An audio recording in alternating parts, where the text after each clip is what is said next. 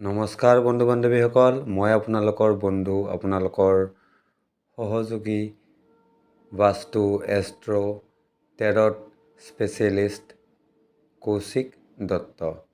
ঠিক আছে, প্ৰথমতে মোৰ আজি পৰিচয়টো দি লৈছোঁ। ইয়াৰ আগতে বহুত ভিডিঅ' বনাইছোঁ মই বেলেগ বেলেগ টপিকৰ ওপৰত।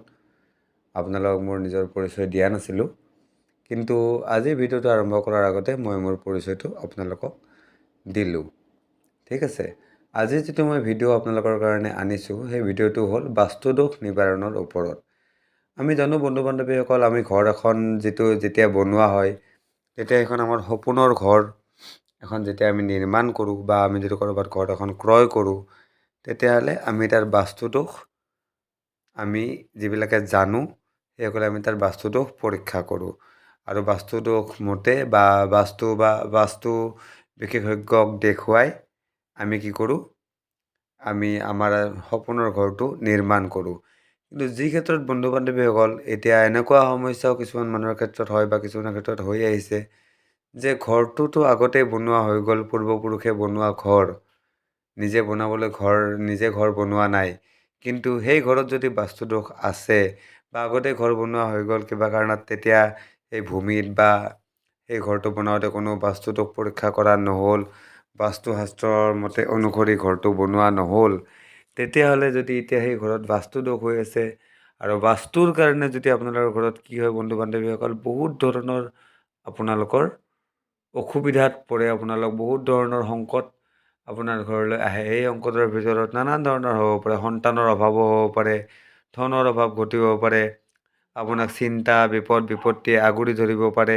ঠিক আছে, তেনেকুৱা ধৰণৰ অসংখ্য টেনশ্যন, চিন্তা, সংকট আদিৰ কাৰণ হ'ব পাৰে আপোনাৰ ঘৰখনৰ বাস্তুদোষ। এতিয়া বন্ধু বান্ধৱীসকল, যদি আপোনালোকৰ ঘৰখন আগতেই নিৰ্মিত হৈছে আৰু বাস্তুদোষ পৰীক্ষা কৰা হোৱা নাছিল সেই সময়ত, তেতিয়াহ'লে আপোনাৰ ঘৰৰ বাস্তুদোষ নিৰূপণৰ কাৰণে আপুনি কি কৰিব? ঠিক আছে, কি কৰিবতো কৰিব প্ৰথম, পিছত আগতে আপোনালোকৰ ঘৰখনত বাস্তুদোষ আছে নে নাই সেই সম্পৰ্কে আপুনি চিয়'ৰ হৈ ল'ব লাগিব। আৰু তাৰ কাৰণে আপুনি যিকোনো বাস্তু কনচালটেণ্টৰ লগত পৰামৰ্শ ল'লে বা কনচালটেশ্যন ল'লে আপোনালোকে সেই বিষয়ত ক্লিয়াৰ হৈ যাব। এতিয়া কওঁ, ঘৰত থকা যিকোনো বাস্তুদোষ অকল ঘৰত ভগৱান গণপতি বা গণেশ দেৱতাৰ মূৰ্তি প্ৰতিষ্ঠা কৰিয়ে দূৰ কৰিব পাৰি। আমি গণেশ দেৱতাক বিঘ্নহৰ্তা বুলিও জানো, আৰু গণেশ দেৱতাৰ বিভিন্ন ৰূপ আছে, আৰু সেই বিভিন্ন ৰূপৰ মূৰ্তি বিভিন্ন কাৰণত আপুনি যদি ঘৰত প্ৰতিষ্ঠা কৰে, তেতিয়াহ'লে কি হ'ব, আপোনালোকৰ সেই দোষবিলাক আপোনালোকৰ ঘৰৰ পৰা নিবাৰণ হ'ব। অৰ্থাৎ সেই ধৰণৰ বাস্তুদোষৰ কাৰণে যদি আপোনালোকৰ সেই অসুবিধাটো হৈ আছে, তেতিয়াহ'লে সেই অসুবিধাবিলাকৰ আপোনালোকৰ নিবাৰণ হ'ব। কিন্তু এটাই অনুৰোধ বন্ধু বান্ধৱীসকল, গণপতিৰ মূৰ্তি ঘৰত প্ৰতিষ্ঠা কৰাৰ আগতে নিশ্চয় কোনোবা বিজ্ঞ ব্যক্তিক নহ'লে কোনোবা বাস্তু কনচালটেণ্টক লগত পৰামৰ্শ ল'বলৈ নাপাহৰিব। ঠিক আছে, এতিয়া মই গণপতি ভগৱানৰ বা গণেশ ভগৱানৰ সেই ৰূপকেইটাৰ বিষয়ে আপোনালোকৰ লগত বৰ্ণনা কৰিম, আৰু কিয় এই ৰূপকেইটা আপোনালোকৰ ঘৰত প্ৰতিষ্ঠা কৰা হয় সেই বিষয়ে কিছু সম্যক বিৱৰণ দিম। কাৰণ বিস্তৃত বিৱৰণ যদি এটা ভিডিঅ'তে মই দিবলৈ চেষ্টা কৰোঁ, তেতিয়াহ'লে ভিডিঅ' বহুত দীঘলীয়া হৈ যাব। আপোনালোকক যদি ইয়াৰ ওপৰত বিস্তৃত বিৱৰণ লাগে, তেতিয়াহ'লে আপোনালোকে মোক কমেণ্ট ছেকশ্যনত কমেণ্ট কৰি নিশ্চয়কৈ জনাবলৈ পাৰে। ঠিক আছে বন্ধু বান্ধৱীসকল, এতিয়া আৰম্ভ কৰিছোঁ।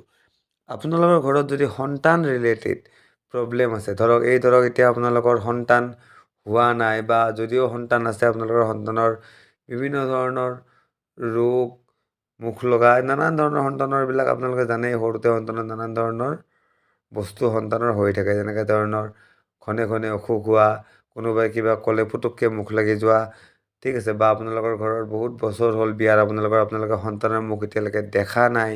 ঠিক আছে, তেনেকুৱা ধৰণৰ যদি কিবা সমস্যাত আপোনালোকে ভুগি আছে, তেতিয়াহ'লে আপোনালোকে জানিব যে আপোনালোকৰ ঘৰত সন্তান গণপতিৰ মূৰ্তি যদি আপোনালোকৰ ঘৰত প্ৰতিষ্ঠা কৰি লয়, উচিত পৰামৰ্শ আৰু উচিত নিয়মানুসাৰে কোনোবা বাস্তুবিদ বা বাস্তু কনচালটেণ্টৰ পৰামৰ্শ অনুসৰি, তেতিয়াহ'লে আপোনালোকে লাভৱান হ'ব পাৰিব।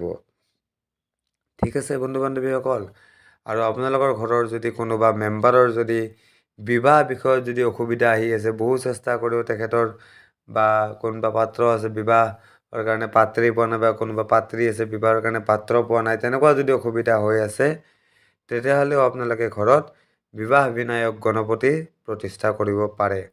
কিন্তু পৰামৰ্শ এটাই, কোনোবা বিজ্ঞ বাস্তুবিদ বা কোনোবা বিজ্ঞ ব্যক্তিৰ লগত পৰামৰ্শ লৈ উচিত দিশত, উচিত কোণত, উচিত ব্যৱস্থাৰে তাক প্ৰতিষ্ঠা কৰাটো বাঞ্ছনীয়, তেতিয়াহে সুফল প্ৰাপ্ত কৰা যায়। ঠিক আছে।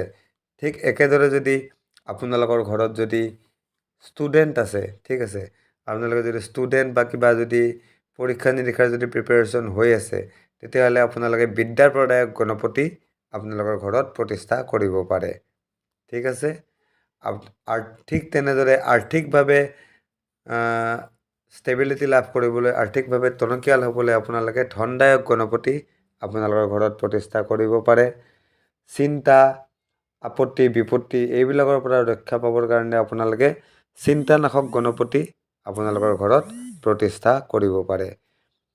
6 নম্বৰতে আপোনালোকে বিঘ্নি বিনাশক গণপতি আপোনালোকৰ ঘৰত প্ৰতিষ্ঠা কৰিব লাগে। বিঘ্নি বিনাশক গণপতি যদি আপোনালোকৰ ঘৰত উচিত নিয়ম অনুসৰি, উচিত দিশত যদি আপোনালোকে প্ৰতিষ্ঠা কৰে, তেতিয়াহ'লে কি হ'ব, আপোনালোকৰ ঘৰত অহা যিকোনো ধৰণৰ আকস্মিক বিপদ বিঘিনিৰ পৰা আপোনালোকে হাত সাৰিব পাৰিব, বা তেনেকুৱা ধৰণৰ কোনো ধৰণৰ অকস্মাত বিপদ বিঘিনিৰ সন্মুখীন আপোনালোকে হ'ব নালাগিব। ঠিক আছে। এতিয়া ঠিক তেনেদৰে যদি আপোনালোকৰ ঘৰত ৰোগ বেছিকৈ আছে, বা আপুনি যদি ৰোগগ্ৰস্ত, বা আপোনাৰ ঘৰত যদি ৰোগগ্ৰস্ত ব্যক্তি আছে, তেতিয়াহ'লে আপোনালোকে ঘৰত ৰোগনাশক গণপতি মূৰ্তি আপোনালোকে প্ৰতিষ্ঠা কৰিব পাৰে। ঠিক আছে।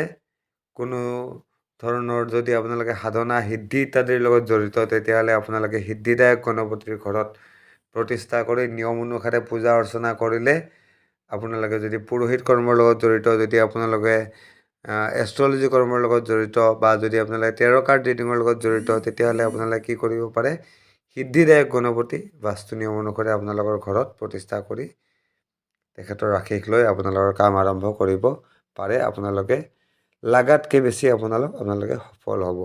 ঠিক আছে। আপোনালোক যদি কোনো কোৰ্ট কেছ, কোনোবা যদি মামলা মোকৰ্দমাত যদি ফচি আছে, তাৰ যদি এতিয়ালৈকে আপোনালোকে নিস্তাৰ পোৱা নাই, বা তাৰ পৰা যদি ওলাই আহিব পৰা নাই, তেতিয়াহ'লে আপোনালোকে ঘৰত কি কৰিব পাৰে, নিয়ম অনুসাৰে বিজয় সিদ্ধি গণপতি প্ৰতিষ্ঠা কৰিব পাৰে। ঠিক আছে। আপোনালোকৰ যদি শত্ৰু বেছি আছে, শত্ৰু দমনৰ কাৰণে আপোনালোকে শত্ৰু হন্তা গণপতি আপোনালোকে প্ৰতিষ্ঠা কৰিব পাৰে।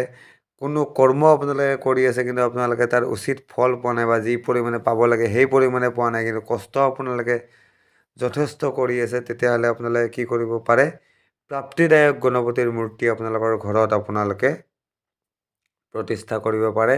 আৰু প্ৰাপ্তিদায়ক গণপতিৰ মূৰ্তি ঘৰত প্ৰতিষ্ঠা কৰিলে আপোনালোকে আপোনালোকৰ কৰ্মৰ উচিত ফল প্ৰাপ্তি কৰিবলৈ আপোনালোক সক্ষম হ'ব। ঠিক আছে বন্ধু বান্ধৱীসকল। তো আশা কৰোঁ ভিডিঅ'টো আপোনালোকৰ কাৰণে কামত আহিব। আৰু গণপতি দেৱতাৰ এই বেলেগ বেলেগ মই 11 প্ৰকাৰৰ মূৰ্তিৰ বিষয়ে আপোনালোকক ক'লোঁ। সেই মূৰ্তিবিলাক আপোনালোকে আপোনালোকৰ ঘৰত আপোনালোকৰ সমস্যা অনুসাৰে, নিজৰ নিজৰ সমস্যাৰ অনুসাৰে আপোনালোকে নিজৰ নিজৰ মূৰ্তি চিলেকশ্যন কৰি লৈ আপোনালোকৰ ঘৰত প্ৰতিষ্ঠা কৰিব। প্ৰতিষ্ঠা কৰাৰ আগতে কোনোবা বিজ্ঞ ব্যক্তি, নতুবা যোনে বাস্তুৰ বিষয়ে জানে, তেনেকুৱা ব্যক্তিৰ লগত আপোনালোকে আলোচনা কৰিবলৈ নাপাহৰিব, বা পৰামৰ্শ ল'বলৈ নাপাহৰিব। তেতিয়া আপোনালোকে অধিক ফল প্ৰাপ্তি কৰিবলৈ সক্ষম হ'ব বন্ধু বান্ধৱীসকল। ঠিক আছে। তো আজিলৈকে ইমানেই। আশা কৰোঁ ভিডিঅ'টো আপোনালোকৰ কামত আহিব। আৰু এতিয়ালৈকে যদি মোৰ চেনেলটো ছাবস্ক্ৰাইব কৰা নাই, তো অনুগ্ৰহ কৰি বন্ধু বান্ধৱীসকল চেনেলটো ছাবস্ক্ৰাইব কৰি ল'ব।